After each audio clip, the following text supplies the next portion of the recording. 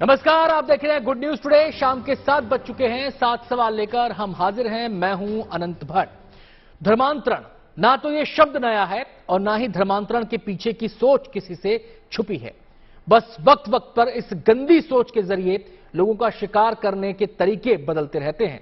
अब तक धर्मांतरण के कई मॉड्यूल सामने आ चुके हैं। उनमें सबसे नया है ऑनलाइन गेमिंग के जरिए धर्मांतरण, जिसका खुलासा हाल में गाजियाबाद में हुआ। लेकिन धर्मांतरण का एक खेल केवल गाजियाबाद में चल रहा हो, ऐसा नहीं है। यूपी से एमपी तक धर्मांतरण का जाल फैला हुआ है। यूपी के गाजियाबाद में धर्मांतरण का शातर रैकेट चुपचाप अपने काम में लगा हुआ था, तो वहीं एमपी के दमोह में भी धर्मांतरण की कोशिशों का हल्ला सुनाई दे रहा है।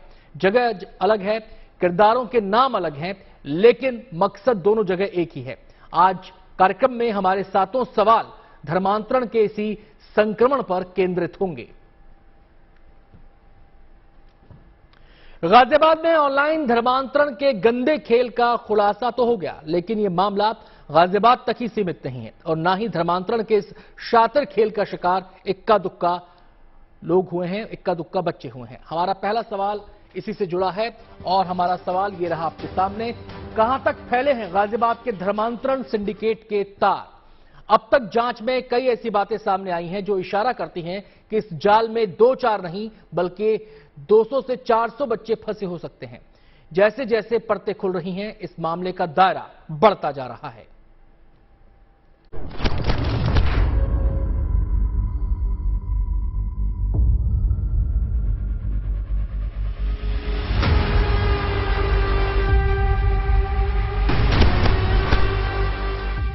गेम के जरिए धर्म बदलने का खेल गाजियाबाद में लंबे समय से खेला जा रहा था, लेकिन इस काली करतूत का भंडाफोड़ उस समय हुआ जब एक बच्चे के पिता ने 30 मई को गाजियाबाद के कविनगर थाने में पहुंचकर गुहार लगाई।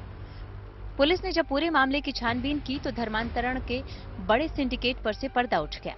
जांच के दौरान पुलिस को पता चला कि ऑनलाइन गेम की आड़ में धर्मांतरण का खेल खेला जा रहा है और इस साजिश का सूत्रधार था गाजियाबाद के संजय नगर के सेक्टर 23 के मस्जिद का मौलवी अब्दुल रहमान।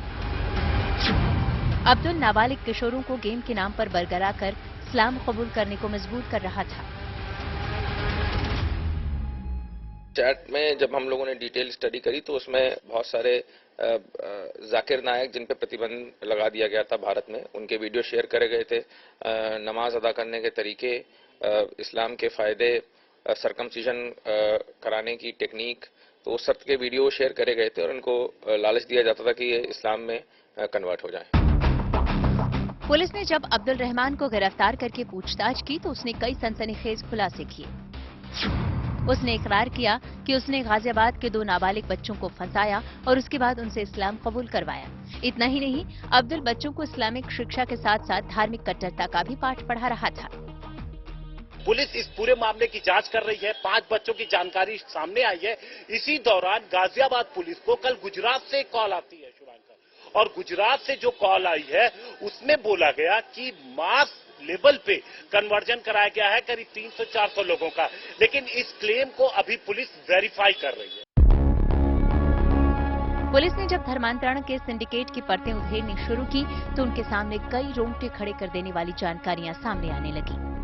मामले की जांच में जुटी गाजियाबाद पुलिस के पास मंगलवार को गुजरात से कुछ ऐसे इनपुट मिले हैं जो ये बता रहे हैं कि ये रैकेट केवल कुछ जगहों तक ही नहीं सिमटा हुआ है, बल्कि इसके तार देश के अलग अलग हिस्सों से जुड़ रहे हैं। कहा जा रहा है कि धर्म परिवर्तन के आंकड़े चंद मामलों तक नहीं सिमटे, बल्कि ऐसे मामलों की तादाद सैकड़ों में है जिनकी जांच करने में पुलिस जुटी है।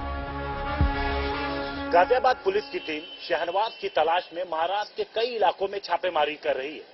गाजियाबाद पुलिस की माने तो शहनवाज का पकड़ा जाना इसलिए बेहद जरूरी है क्योंकि शहनवाज ही वो कड़ी था जिसके जरिए ये पता लग सकता है कि इस पूरे रैकेट में और कितने लोग शामिल थे, अब तक कितने नाबालिग छात्रों को इन्होंने अपना टारगेट बनाया, और इतना ही नहीं, इन्हें फंडिंग कौन कर रहा था।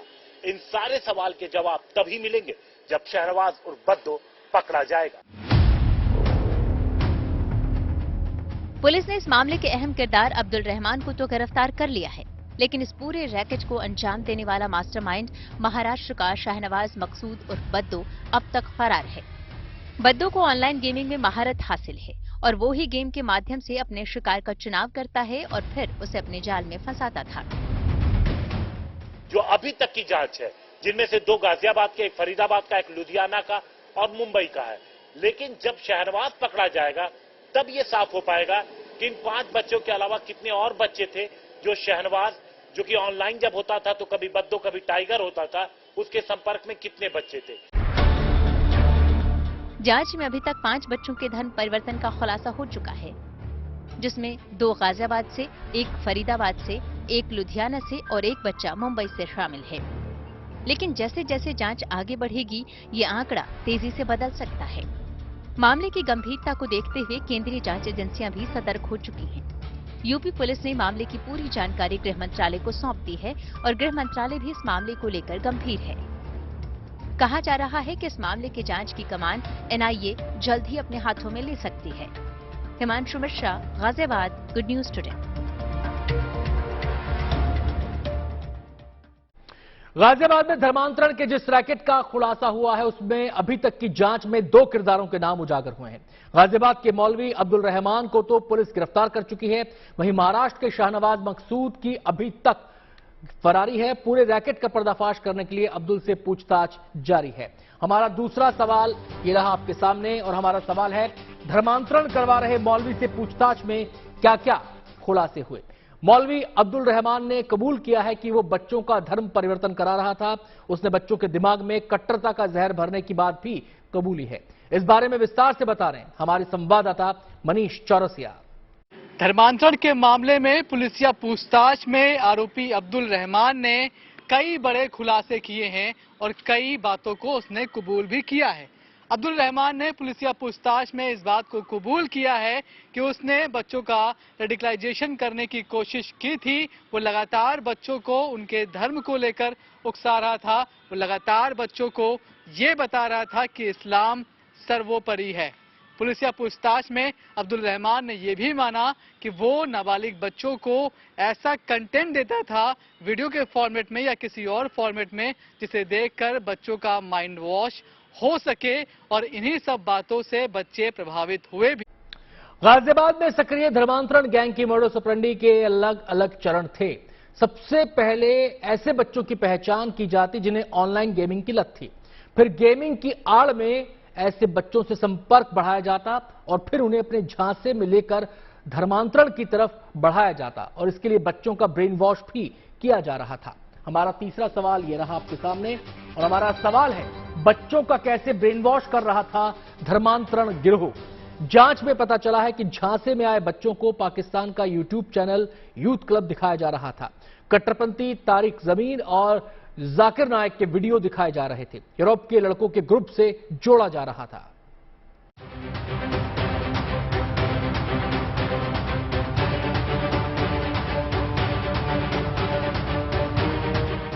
गाजियाबाद में धर्मांतरण के जिस सनसनीखेज रैकेट का खुलासा हुआ, उसका शिकार केवल बच्चों को बनाया जा रहा था। खास करके इस गिरोह की नजरें उन किशोरों पर टिकी थीं जिन्हें मोबाइल पर गेम खेलने की आदत थी। ऐसे बच्चों को पहले टारगेट कर लिया जाता था, फिर योजनाबद्ध तरीके से शुरू होता था बरगलाने का खेल। बच्चों को धर्मांतरण के जाल में फंसाने के लिए पहले सही शिकार का चुनाव किया जाता था। इसके टारगेट होते थे, पहली चीज तो आप मुस्लिम धर्म के नहीं होने चाहिए। दूसरी चीज ये देखता था कि क्या आप जुवेनाइल है कि नहीं है। उसके बाद फिर ये आगे टारगेट करता था और ये देखता था कि कितना वक्त ये बच्चा जो है वो ऑनलाइन बिताता है, और उसके बाद फिर वो उस बच्चे के साथ गेम खेलता। इसके बाद फोर्टनाइट गेम ऐप पर बच्चों को गेम के बहाने फंसाने का खेल शुरू होता था। चिन्हित किए गए बच्चों के साथ धर्मांतरण रैकेट का सरगना शातिर शाहनवाज गेम खेलता था। ऑनलाइन गेम में माहिर शाहनवाज बद्दो नाम की फर्जी आइडेंटिटी के साथ गेमिंग ऐप पर गेम खेलता और उसे गेम जिताने के बहाने धीरे धीरे कुरान की आयतें पढ़ने को मजबूर करता। पुलिस का कहना है, गाजियाबाद पुलिस का, कि उनकी जांच में आया है कि वो उनको बताता, आयतें लिख के भेजता और कहता कि अगली बार गेम से पहले ये आयत पढ़ लेना, तो बच्चा पढ़ लेता, और उसके बाद जब वो गेम खेलता तो शाहनवाज जानबूझकर गेम हार जाता। अब बच्चा जीत जाता तो उसे लगता कि अरे ये तो फिर इस वजह से हुआ कि मैंने आयत पढ़ी थी। इसके बाद लगातार इसके बाद इस तरीके से वो जब करता और फिर कुछ दिन में वो इस्लाम की तारीफ करना शुरू करता और धीरे धीरे बच्चों को रेडिकलाइज करता। जीत के साथ ही बच्चे का भरोसा इस्लाम पर बढ़ जाता और इसके बाद शुरू होता था धर्म परिवर्तन के गेम का चैप्टर नंबर 2। यहाँ बच्चे को न केवल ऑनलाइन नमाज पढ़ने का तरीका सिखाया जाता था, बल्कि उसको कट्टरता की तालीम देने के लिए भगोड़े जाकिर नायक और पाकिस्तानी कट्टरपंथी तारिक जमील का वीडियो भी दिखाकर बहकाया जाता था। फोर्टनाइट एक गेमिंग एप्लीकेशन है जिसको ये लोग डाउनलोड करके साथ ही साथ डिस्कॉर्ड एक चैटिंग इंजन है जिसपे कि ये लोग साथ में संपर्क में रहते थे। अगर ये गेम हार रहे होते थे तो इनको बताया जाता था कि आप कुरान की आयतें पढ़ें, जिसके बाद आप गेम जीत जाएंगे। और अगर ये गेम जीत जाते थे तो उसके बाद उनका इनमें ट्रस्ट बढ़ जाता, विश्वास बढ़ जाता था। फिर डिस्कॉर्ड जो चैटिंग इंजन है उस पर डॉक्टर जाकिर नायक, जिन पर प्रतिबंध लगा दिया गया था 2015 में भारतवर्ष में, उनकी वीडियो शेयर करी जाती थी। इन सबसे बच्चों का इतना ब्रेन वॉश हो जाता कि वो अपने माँ बाप के खिलाफ ही मामला दर्ज कराने की बात करने लगते। ऑनलाइन गेम के जरिए पूरी प्लानिंग के तहत पहले नाबालिगों का धर्म परिवर्तन कराया जाता था। उसके बाद प्लानिंग नंबर 2 यानी जिनका धर्म परिवर्तन कराया गया है उनको मस्जिद तक कैसे लाना है, इसकी पूरी प्लानिंग की जाती थी। सॉफ्ट टारगेट होने की वजह से बच्चे धर्मांतरण गिरोह के जाल में आसानी से फंस जाते थे। ऐसे में जब बच्चों के परिवार वाले अपने कारोबार या नौकरी में व्यस्त होते, तब उस समय उनका बच्चा धर्म परिवर्तन की नापाक साजिश का शिकार हो रहा होता था। बच्चों को बहला फुसलाकर धर्म बदलवाने की साजिश को केंद्रीय बाल अधिकार संरक्षण आयोग ने भी गंभीरता से लेते हुए गाजियाबाद पुलिस को नोटिस जारी किया है और 10 दिनों के अंदर की गई कार्रवाई का ब्यौरा देने का निर्देश दिया है। इसमें ये तहकीकात होना ज़रूरी है कि किस तरीके के इंटरफेस पे ये गेमिंग एप्स उपलब्ध थे और कौन कौन सी कंपनीज इनमें इन्वॉल्व हैं, इसके प्रमोटर्स कहाँ थे, ये देश के लोग हैं, देश के बाहर के लोग हैं, ये सब जानकारियां एकत्रित की जाना इसमें आवश्यक है। हम इस संबंध में भारत सरकार के जो सूचना प्रौद्योगिकी का मंत्रालय है, इलेक्ट्रॉनिक्स का जो मंत्रालय है, उनके सचिव को भी लिख रहे हैं। पुलिस को आशंका है कि इस धर्मांतरण रैकेट के कई और किरदार हो सकते हैं जिनका सामने आना बाकी है। लिहाजा गाजियाबाद पुलिस के साथ साथ केंद्रीय एजेंसियां भी धर्म परिवर्तन की इस खतरनाक साजिश की तह तक पहुंचने की कोशिश में जुटी हैं। हिमांशु मिश्रा के साथ Arvind Ojha, Ghaziabad, good news today. Ghaziabad में ऑनलाइन धर्मांतरण रैकेट के खुलासे ने सबको हक्का बक्का कर दिया है। किसी ने नहीं सोचा था कि इस शातिर तरीके से धर्मांतरण के गंदे खेल को अंजाम दिया जाएगा और बच्चों को इसका शिकार बनाया जाएगा। मसला धर्मांतरण का होने के साथ साथ बच्चों से जुड़ा है, लिहाजा केंद्रीय बाल अधिकार संरक्षण आयोग भी सक्रिय हो चुका है। नजर हमारे अगले सवाल पर। हमारा सवाल है, बच्चों के धर्म परिवर्तन पर एनसीपीसीआर का क्या एक्शन है, क्या एक्शन वो ले रहा है। एनसीपीसीआर ने केंद्र सरकार से इस मामले की जांच का अनुरोध किया है। गाजियाबाद पुलिस को नोटिस जारी कर 10 दिन में एक्शन टेकन रिपोर्ट तलब की है। आइए देखते हैं इस बारे में क्या कहना है एनसीपीसीआर के अध्यक्ष का। हमको मीडिया रिपोर्ट्स के थ्रू लास्ट वीक ये पता चला था कि गेमिंग ऐप के माध्यम से बच्चों को थ्रेटन करके, एल्यूर करके उनका इस्लाम में कन्वर्जन करने का काम एक ग्रोह द्वारा किया जा रहा है। हमने गाजियाबाद की पुलिस को 2 जून को इस संबंध में नोटिस किया था। हमको ये मीडिया रिपोर्ट से पता चला कि उन्होंने उसमें कुछ गिरफ्तारियां की हैं और चूंकि ये कई सारे राज्यों का और इंटरनेट से जुड़ा हुआ, गेमिंग ऐप से जुड़ा हुआ मामला है, इसमें ये तहकीकात होना ज़रूरी है कि किस तरीके के इंटरफेस पे ये गेमिंग ऐप्स उपलब्ध थे। गाजियाबाद ऑनलाइन धर्मांतरण रैकेट की जांच जैसे जैसे आगे बढ़ रही है, नए नए पहलू सामने आ रहे हैं।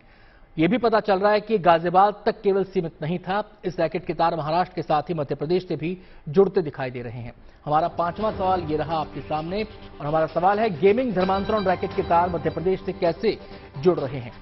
सूत्र बता रहे हैं कि इस रैकेट के तार एमपी के हिजबुत तहरीर धर्मांतरण मॉड्यूल से जुड़ते हुए दिखाई दे रहे हैं। दोनों के काम करने के तरीके और तार पाकिस्तान से जुड़ रहे हैं। इस बारे में और जानकारी दे रहे हैं हमारे संवाददाता जितेंद्र बहादुर सिंह। गाजियाबाद में गेमिंग ऐप के जरिए धर्मांतरण के मामले के अब तार मध्य प्रदेश के हिजबुत तहरीर नामक संगठन से जुड़ते हुए नजर आ रहे हैं। सूत्रों ने जानकारी दी है कि इस संगठन के जिस तरीके से काम करने का तरीका है और जिस तरीके से धर्मांतरण कर रहा है, वही तरीका गाजियाबाद के मॉड्यूल ने भी अपनाया था। सूत्र बताते हैं कि हिजबुत तहरीर के संबंध पाकिस्तान से भी हैं। इसी वजह से इस पर बड़े स्तर पर जांच करने के लिए अब एनआईए की टीम को भी लगाया जा सकता है। आने वाले गाजियाबाद का गेमिंग धर्मांतरण रैकेट सुर्खियों में बना हुआ है। इस मामले की गूंज केवल यूपी ही नहीं बल्कि पूरे देश में सुनाई दे रही है। यूपी के साथ ही एमपी में भी धर्मांतरण की कोशिश का मामला इन दिनों खूब सुर्खियां बटोर रहा है। हमारा छठा सवाल ये रहा आपके सामने और हमारा सवाल है, दमोह के एक स्कूल में धर्मांतरण मामले में क्यों लग रहे कलेक्टर पर आरोप? आरोप है कि दमोह के गंगा जमुना नाम के स्कूल में बच्चों के बीच भी शिक्षा के नाम पर मजहबी तालीम लेने के लिए मजबूर उन्हें किया जा रहा था। इस मामले में कलेक्टर की भूमिका पर भी सवाल उठ रहे हैं, लिहाजा एमपी के गृह मंत्री ने जांच की बात कही है।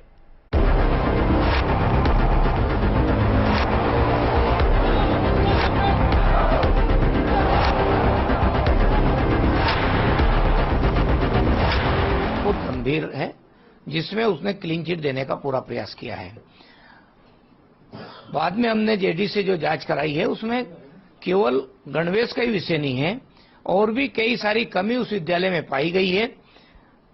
इसलिए ये सिद्ध हो रहा है कि डीओ ने लापरवाही की है, जानबूझ करके की। इसलिए हम डीओ के खिलाफ कार्रवाई कर रहे हैं, उसको हटा रहे हैं। माननीय मुख्यमंत्री जी ने और गृह मंत्री जी ने पुलिस को जांच के आदेश दिए हैं, उसमें सारे बिंदु सामने आ जाएंगे। लेकिन कलेक्टर का जो बयान उसके बचाव में बार बार आ रहा है, मुझे लगता है कि कलेक्टर की भूमिका भी संदिग्ध है। कलेक्टर भी उनसे मिलकर के उनको बचाने की कोशिश कर रहे हैं। मध्य प्रदेश के शिक्षा मंत्री का ये बयान दमोह कलेक्टर के बारे में है, जिन पर आरोप लग रहे हैं दमोह के एक स्कूल प्रबंधन को बचाने की, वो भी तब जब स्कूल में धर्मांतरण की कोशिशों का मामला सामने आ चुका है। कोशिशों का इसलिए कि अभी स्कूल की जांच कई तरह से चल रही है, लेकिन फौरी तौर पर सरकार को डीआईओ की भूमिका संदिग्ध मिली तो उन्हें हटा दिया गया। अब कलेक्टर पर कार्रवाई की तलवार लटक रही है। हालांकि डीआईओ को हटाने का फैसला होने से पहले ही बीजेपी कार्यकर्ता उन्हें सबक सिखाने दफ्तर पहुंच गए। दरअसल दमोह में गंगा जमुना स्कूल पर आरोप है धर्मांतरण की कोशिशों का। विवाद तब उठा जब एमपी बोर्ड के जारी नतीजों में स्कूल में पास होने वाली हिंदू बच्चियों के हिजाब में पोस्टर शहर में लगा दिए गए। इस मामले में हिंदू संगठनों की ओर से आपत्ति जताई गई, जिसके बाद ये विवाद सरकार तक पहुंच गया तो गृह मंत्री नरोत्तम मिश्रा ने इस मामले की जांच पुलिस को सौंप दी। पहले दिन ही इसके जांच के आदेश दे दिए थे। हम 4 दिन से लगातार प्रमाण एकत्रित कर रहे थे, बयान भी ले रहे थे, बच्चियों के बयान भी हो गए। इस तरह की जो मानसिकता है, इसको मध्य प्रदेश में पूरी तरह से नेस्तनाबूद कर दिया जाएगा। मैंने पुलिस को निर्देश दिए कि प्रथम दृष्टया जो जानकारी आई है उसके आधार पर वैधानिक कार्रवाई आज पुलिस करेगी। जो भारत के नक्शे में छेड़छाड़ का आया है उसके भी मैंने आज जांच के आदेश दे दिए। ये मामला अब जिले से निकलकर मध्य प्रदेश की सियासी चौखट तक पहुंच चुका है। आरोपों के घेरे में स्कूल के साथ कलेक्टर और जिला शिक्षा अधिकारी हैं। पुलिस की जांच के साथ ही राज्य बाल आयोग की टीम भी स्कूल पर लगे इन आरोपों की जांच कर रही है, जिसमें यहां तक दावा किया जा रहा है कि धर्मांतरण की ये बात सिर्फ बच्चों तक नहीं है बल्कि शिक्षकों तक पहुंच चुकी है। स्कूल प्रबंधन से जब पूरी स्टाफ की सूची मांगी तो जो सूची हमें मिली वहाँ पे, तो उसमें जो प्रिंसिपल हैं उनका नाम अफसा शेख बताया गया है, जो उनके पति का नाम है शेख इकबाल, और इनकी जो माँ का नाम लिखा है उसमें वो साहिल श्रीवास्तव लिखा है। तो स्वाभाविक है कि माँ अगर उनकी श्रीवास्तव रही हैं और अब वो खान लिख रही हैं या शेख लिख रही हैं, तो कहीं ना कहीं ये धर्म परिवर्तन का मामला तो है। धर्मांतरण के आरोपों को स्कूल मानने को तैयार नहीं है, न ही उसने हिजाब पहनने या पहनाने जैसा मुद्दा बताया है। स्कूल की तरफ से इस मामले में दी गई सफाई में स्कार्फ पहनने की बात कही गई है और विवाद बढ़ने पर खेद भी जताया गया है, साथ ही फैसला वापस लेने की बात कही। इस साल हमारे बच्चों ने जो है 10th क्लास बोर्ड में जो है काफ़ी अच्छे नंबरों से पास हुए हैं, तो उनका एक फ्लैक्स बना के बच्चों को बधाई देने के लिए बाहर उसको लगाया गया। उस बोर्ड के ऊपर से फ्लैक्स पे कुछ लोगों को आपत्ति है, तो अगर किसी की भावनाओं को ठेस पहुंचा है तो उसके लिए हम खेद व्यक्त करते हैं। वहीं इस मामले में शिक्षा मंत्री के निशाने पर आए कलेक्टर भी एक बयान जारी कर चुके हैं, जिसमें पूरे मामले की जांच जारी होने का दावा किया गया है। साथ ही स्कूल के फैसलों में जन गण मन को लागू करने और ड्रेस कोड में बदलाव होने की बात कही है। स्कार्फ और हिजाब मामले पर सख्त जांच हेतु निर्देश दिए गए थे। इस हेतु उच्च स्तरीय जांच कमेटी तत्काल गठित की गई और जांच जारी है। उसी बीच में जो संचालक संस्था थी उसके द्वारा ये तथ्य सामने आया कि उनकी कमेटी में स्कार्फ अपने ड्रेस कोड से वापस ले ली है। साथ ही मॉर्निंग में वो जनगणमन ही होगा, ऐसा बताया गया है। स्कूल में धर्मांतरण की कोशिशों को क्या किसी के इशारे पर अंजाम दिया जा रहा था? क्या इसके तार भी देश की दूसरी धर्मांतरण की घटनाओं से जुड़े हैं? ये अब जांच के नतीजे तय करेंगे। दमोह से शांतनु भारत के साथ bureau report, good news today. जिस तरह से गाजियाबाद धर्मांतरण रैकेट का मामला यूपी में गूंज रहा है, वैसे ही दमोह में धर्मांतरण की कोशिश का मामला सुर्खियों में बना हुआ है। इस मामले को लेकर स्कूल प्रबंधन के साथ ही कलेक्टर पर भी उंगली उठाई जा रही है। हमारा 7वां और आखिरी सवाल ये रहा आपके सामने। सवाल है, इस मामले में मध्य प्रदेश सरकार क्या एक्शन ले रही है? आइए दिखाते हैं आपको इस बारे में क्या कहना है मध्य प्रदेश के मुख्यमंत्री शिवराज सिंह चौहान का। प्रदेश में कुछ जगह